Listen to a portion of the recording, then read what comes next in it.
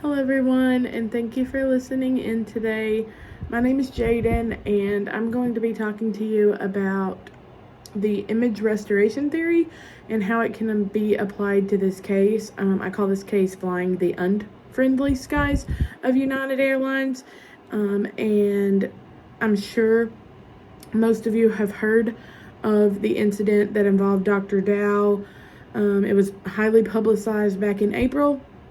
And basically, the nature of the problem revolved around the forced removal of Dr. Dow from a United Airlines flight departing from Chicago. Of course, in this day and age, everything was captured on video and shared to social media as it was happening, and it was widely shared, and it led to significant public outrage.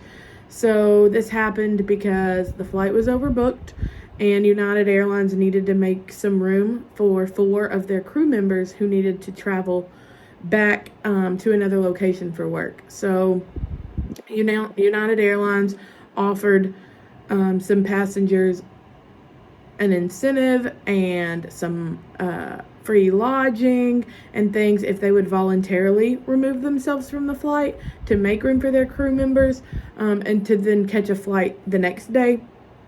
So no one actually volunteered to get off of the flight. So then United Airlines took matters into their own hands and decided that they would just randomly select some passengers to have to get off the flight. So Dr. Dow was one of those passengers selected. He is an American Vietnamese physician, and he did not want to get off of the flight because he had patients that he needed to see the next day. He had work, he had a schedule lined up, and he refused to leave the plane. So as that happened, of course, when he refused to leave, airport security officers were called to remove him from the plane, and a video captured the entire thing. I mean, he was literally dragged down the aisles of the aircraft. So videos captured it. Of course, it went live on social media, and you can imagine the backlash that the United Airlines experienced from that. So CNN covered this incident from the beginning to the end. Even had Dr. Dow in for an interview later on. I thought it was interesting that BBC News covered this, so it wasn't just an American thing, but this was a worldwide global crisis that United Airlines was experiencing. And then of course CBS News also covered this, and actually there were multiple outlets that had this story all over them, and then all the social media outlets, of course, as well as Twitter was used to begin creating new mottos for United Airlines. One of those being board as a doctor, leave as a patient, which I thought was pretty dark, but at the same time made sense. And so as we talk through this, we'll talk about some of the causes that this happened, that caused this incident and this crisis to happen for United Airlines. So overbooking obviously is one of the main things. So the root cause of the incident was United Airlines' overbooking policy. Communication breakdown. So that was also another big thing, is people were asked to get off the flight, but weren't really given the context around why. And so that was a major issue for the people and the passengers. And then obviously the most apparent reason would be the use of force. So the decision to involve security officers and use force to remove Dr. Dow only escalated the situation. The use of force amplified the negative public perception of the incident and sparked concerns about the treatment of passengers. So some reasons to examine this case. It can benefit professionals, students, and anyone interested in crisis management, public relations, and organizational behavior. We can explore the image restoration theory in this case and kind of understand it from reputation management standpoint. And then it's also always interesting to be able to apply these theories to actual tangible examples, and so that we can really understand the concepts of the image restoration theory. So on the image restoration theory, there are 5 image restoration strategies. denial, evasion of responsibility, reducing offensiveness, corrective action, and mortification. So denial is the one we'll talk about first. So with the United Airlines, initially they did not deny the incident outright, but there was a lack of immediate acknowledgement and a delayed response. Actually, more than a day before there were any statements from United's chief executive or anything. So this initial message conveyed a sense of defensiveness and avoidance. So Mr. Minaz apologized for having to reaccommodate the customers, and that was also taken as insensitive. So the denial strategy was not effectively employed initially, obviously, because the incident was widely documented through videos and photos, making denial challenging. So obviously they couldn't deny it because it was on video, right? It was out for the world to see.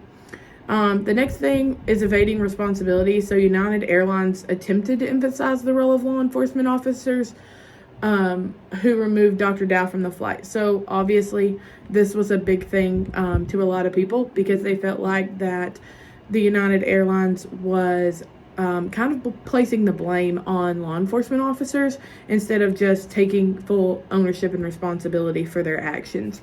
So this strategy was met with skepticism as the public expected the airline to take responsibility for the actions. The attempt to shift the blame did not resonate well with very many people either.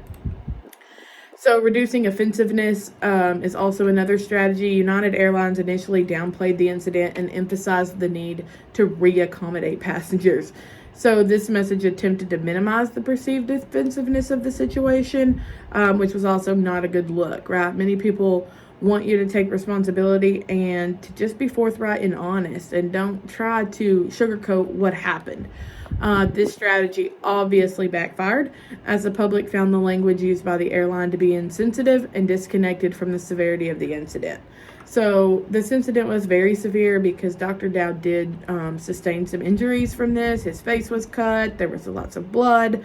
And so the public just felt like that it was very insensitive, the comments. So then we get into corrective action. So United Airlines did finally take some action in this. They changed their policies, such as increasing compensation for voluntary denied boarding and reducing overbooking. The airline also conducted a thorough review of its procedures. This message conveyed a commitment to addressing the root causes of the incident and preventing similar occurrences in the future. While these actions were generally seen as positive steps, the effectiveness of the corrective action strategy was limited by earlier missteps. So, one of those missteps being that they didn't even come out and say anything until Tuesday, so more than 24 hours after the incident occurred. And then they changed their course again and said, we take full responsibility for this. But many people perceived this as hollow because of the two previous failures and all of the pressure that they were receiving. They felt like that's why they came out and made a statement other than kind of like their back was against the wall and that their through gritted teeth apology wasn't necessarily what they wanted to hear. They just wanted them to take responsibility for their actions from the beginning. And then we talk about mortification. So eventually United Airlines CEO Oscar Minaz issued a public apology expressing regret and taking responsibility for the mistreatment of Dr. Dow. The message conveyed a sense of remorse, acknowledging the wrongdoing and seeking forgiveness. The apology was seen as more sincere and a direct response. However, the delayed timing had already affected this. So conclusions for public relations professionals, timely and transparent communication is going to be huge in any communication crisis. Ownership and responsibility is a major thing, as we saw throughout this. And then proactive corrective action, so being prepared for when things like this do happen. Crisis preparedness for organizations is a major thing. So instead of being reactive, being proactive. And then adaptability and learning. So learning from our mistakes and being adaptable is huge for organizations, especially when dealing with crisis. And then for image restoration theory, I've mentioned this multiple times throughout this, but proactive proactivity and reactivity. So while reactive strategies are necessary, proactive measures such as continuous improvement and building positive relationships contribute to a more resilient image. Image restoration should be seen as an ongoing process, not a reactive afterthought. So, I found this case very interesting, and I thought it was really interesting to be able to apply the image restoration theory to this, and it really makes things make more sense for me whenever I can provide that tangible case with the evidence. So I really appreciate you guys listening to this today, and thank you very much.